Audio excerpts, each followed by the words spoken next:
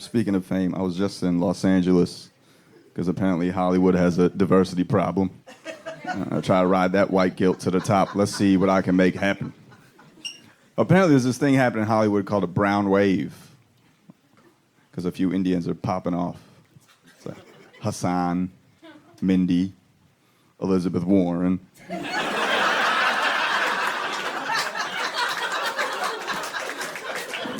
Oh, Elizabeth Pocahontas Warren. I'm voting for her off nickname alone. Say what you want about Donald Trump. That's a funny fucking nickname. Pocahontas.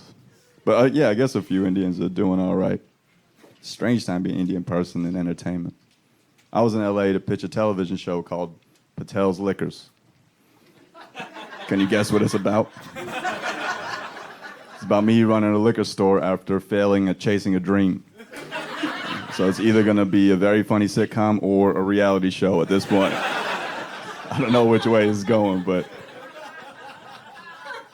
I'm a Patel. People always ask, hey man, why there's so many Patels? So many Patels, why there's so many Patels? Because we be fucking. I don't know what else to tell you. We get it in. I was telling a friend about this. Why are you pitching a show called Patel's Liquors? It's so stereotypical. Man, don't you want to propagate something that's not a stereotype? You want him to be just like a poo? Well, my dad had a liquor store. I don't know what you want from me. I'm not gonna make up a world when I know one pretty well.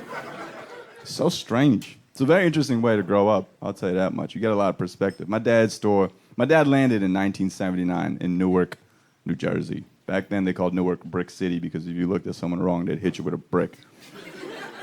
And then he opened a store in Irvington, New Jersey, one of the top worst places in America. It was so bad, on one side of Irvington they had the Blood Gang, on the other side of Irvington they had the Crip Gang, and the only thing they had in common was that they both tried to rob my father. Indian people have been bringing people together for a very long time. Very strange way to grow up. That's where I think that's where I got my perspective, because I know what matters. Words don't really bother me. My dad's been shot at. You can't hurt me with words. One night I was out, some guy yells out, go eat some curry. I was like, why wouldn't I do that? Really hurt my feelings there, Steve.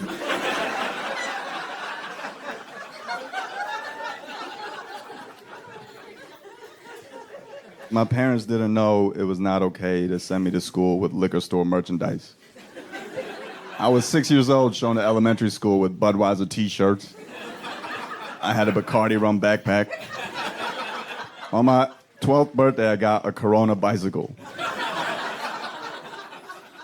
I don't know why Corona made a bike. I guess if you lost your license, but you still need to get to work. Corona bike. You learn to laugh at life's problems. Because my dad's store was in a poor neighborhood. And we had a guy named Big Sugar. He would come in and eat all the Kit Kats. And then one day, he lost his foot to diabetes. And he came in walking with a limp. And all we did was change his name to Sweet and Low. We have representation in some ways as Indian people, but I want to see an Indian guy in a liquor commercial. You know what I mean? Because we drink a lot.